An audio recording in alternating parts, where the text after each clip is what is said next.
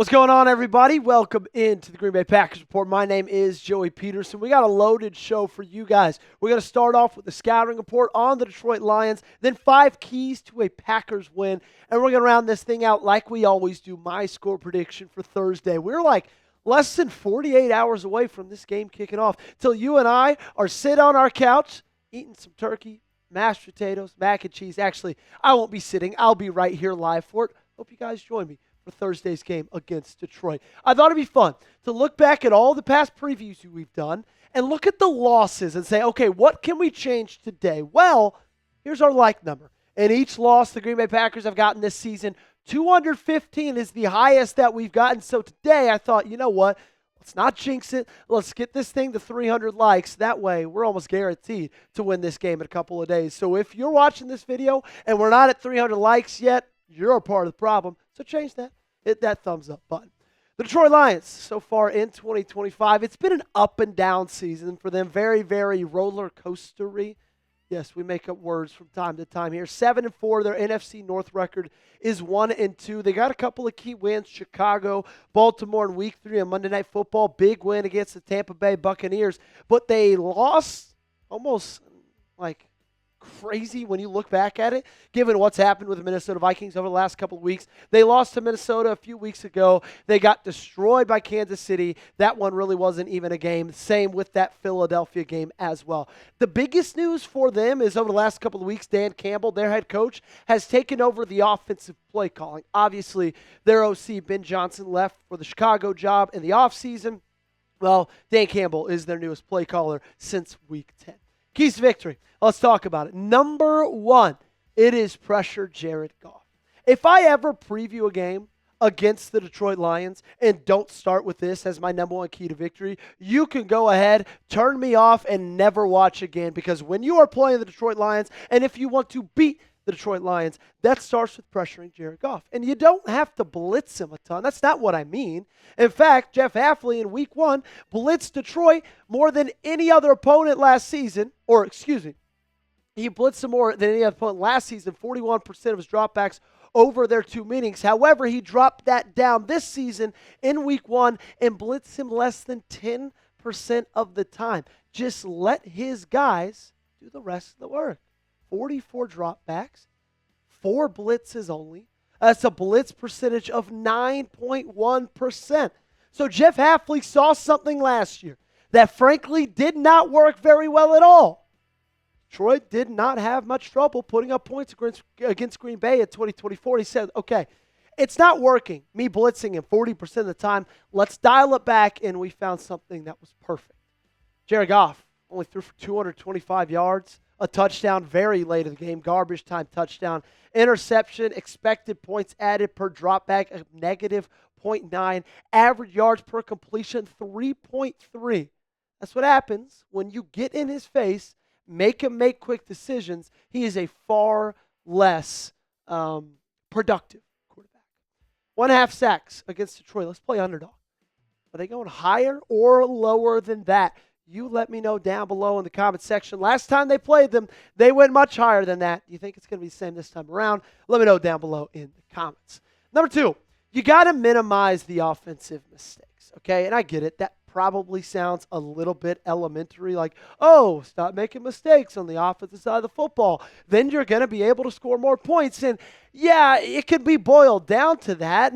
But I'm like talking about everything when it comes to this team, when it comes to this offense. That's drops from the wide receivers and the tight ends. That's missed blocking assignments from the guards, the tackles, the tight ends as well. And we are just only a couple of weeks away from having one play that just showed perfectly the mistakes that this offense has been making all season long. And I get it. It's just one play. Not everything boils down to one play, but we've showed you this before. In one moment, you had wrong routes ran by the wide receivers. As you can see, they are close to each other for the entirety of this route concept. And then you had a missed block by Josh Wiley, the newly signed tight end, that just lets the Giants edge rusher run naked towards Jordan Love. But Jordan Love does Jordan Love things, makes him hit the turf, finds himself a wide receiver who's getting himself open in Romeo Doubs, delivers a beautiful ball, which is then dropped. So in one point of this game, one singular play, you had the wrong routes ran, you had misblocking assignments, and you had a drop football. That's the kind of stuff I'm talking about, ladies and gentlemen, okay? You cannot put yourself in a worse situation than your opponent has the ability to, right? Like, that's their job, is to stop you. That's not your job. Your job on offense is to be a well-oiled machine. And right now, that's not really happening as much in Green Bay as we all would like. Another defensive one. You got to stop the run when you're playing against the Detroit Lions, okay? They have two of the best running backs in the National Football League, in my opinion. It's probably the best running back duo in the NFL. However, the last time you played this team, you shut them out. Sonic and Knuckles were nowhere to be found, nowhere to be seen. They almost had zero impact on this game. Jahmyr Gibbs, David Montgomery, combined average just 2.7 yards each time they touched the ball. Okay? That's putting in catches, carries. Anytime they had the ball in their hands, 2.7 yards each.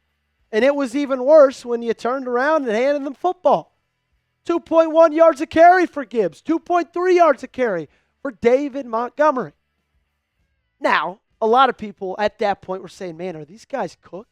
And I think over the last, 11, 12 weeks, they have proved that that is not the case, that they are still two of the best running backs in the National Football League, that they are both putting up phenomenal numbers, especially Jahmyr Gibbs, who is only 50 yards away from cracking 1,000 yards. But what Jahmyr Gibbs and David Montgomery do, like, they don't only move this football field, move that football, and move that offense down the field, but, man, Jared Goff relies so heavily on the run game to be successful. Because like we showed you in our first key to victory, if you pressure him and pressure him often, he's not going to be nearly the quarterback he is if he's not pressured. And just speaking realistically, it's harder to pressure a quarterback consistently if they're running the football well, because you got to play to stop the run first and foremost. And the funny thing is you can see a direct correlation in David Montgomery and Jahmyr Gibbs' play when the Detroit Lions lose ball games. Here's their three most recent losses: Eagles, Vikings, Chiefs. I mean, look at those statistics. Combined for just a little bit over 60 yards against the Eagles. Combined for just a little bit over 60 yards against the Vikings. Combined for just under 90 yards against the Chiefs. If you stop them, you'll stop this Detroit Lions offense. Got a lot more to talk about on today's show. Appreciate you guys for being with me. Don't go anywhere. We got 2 more keys to victory coming up. Make sure, though, if you do go somewhere, it's down below in that comment section where you'll find all the information you could need about our great sponsors at Underdog. Football season is in full swing, and Underdog is the best place to get in on all the action. Let's cut to the chase. If you download the app today and sign up with promo code Packers Report, you score $100 in bonus entries when you play your first $5. Playing on Underdog is easy. Just pick whether your favorite players will go higher or lower on stats like rushing yards, receptions, touchdowns, and more. Get your picks right, and you could win up to 5,000 times your cash. Here are my picks for Thursday's game against the Detroit Lions. Only did a couple, went running back heavy, but give me the higher on Josh Jacobs' 11.95 fantasy points between his receptions and his ability to score touchdowns. I feel like that one's looking really, really good. And Jahmyr Gibbs, you know he's going to get more than 4.5 receptions, so I want the higher on that one as well. Download the app today and sign up with the promo code Packers Report to score $100 in bonus entries when you play your first $5. That's promo code Packers Report. Underdog. Make picks, win money. Must be 18 or older, 19 or older in Alabama and Nebraska, 19 or older in Colorado for some games, 21 or older in Arizona, Massachusetts, and Virginia. And present in a state where Underdog Fantasy operates. Terms apply. See assets.underdogfantasy.com/web/playing-get-terms_DFS_.html for details. Offer not valid in Maryland, Michigan, New Jersey, New York, Ohio, and Pennsylvania. Concerned with your play? Call 1-800-GAMBLER or visit www.ncpgambling.org. In New York, call the 24/7 Hope line at 1-877-8-HOPE-NY or text HOPE-NY to 467-369. Let's go back to the Packers offense. Jordan Love has got to be smart with the football. Now, the good news is you have seen him be smart with the football pretty much all season long. He's only thrown 3 interceptions so far in the 2025 NFL season. That's 3 interceptions through 11 weeks of football. He is doing a real good job of making sure the rock stays to the guys in green and gold. The funny thing is just kind of like David Montgomery and Jahmyr Gibbs in correlation with their rushing yards and also with that team's losses, it feels like the same thing with Jordan Love interceptions and Green Bay Packers losses. 2 out of 3 losses you've had this season, Jordan Love has thrown an interception. We all know the biggest one we're talking about, that interception in the fourth quarter against the Cleveland Browns late in that game to get them a touchdown. And then, of course, he did not throw a great interception against the Carolina Panthers. Both of those games, I think, are the 2 most frustrating games this season. And both of them, part of the reason that you lost, part of the reason your opponent was able to have such a upper hand against you was because Jordan Love got careless with the football. And that's the thing about this Green Bay Packers team this year. It's like last year, turnovers didn't matter as much on offense because you knew your defense on the flip side of things was going to be able to create turnovers. Well, they're not doing that this year. So it's even more important to make sure the football stays, guys on offense, and you're not turning that thing over. What's your score prediction for Packers, Lions? Let me know down below in the comment section. I'm going to hit you with my score prediction after our last key to victory. But to make sure you're not cheating off me, get it down below in the comments right now. Our 5th and final key to victory, the same one we usually do here at this show. You got to be able to make the play late. If this is your first time here, you've heard me preach about this time and time again. Or excuse me, if this is not your first time here. If it is your first time here, well, I'm about to get on the pulpit right now. So, a lot of times in the National Football League, we know these games come down to who can make the play late, who can get a big stop, who can get a big first down, who can create a big turnover. Pretty much every single game that the Packers have played this season, does not really matter the opponent, has been a close one. You had the 2 blowouts early, and then since then, pretty much every single game you've played, besides that one last week against Minnesota, has been just by the skin of your teeth, either losing or winning. So I'm not naive enough to believe that this team's just going to go in here on the road on Thanksgiving Day and blow out the Detroit Lions. I know this thing's going to be close. It's going to come down to who can make the play late.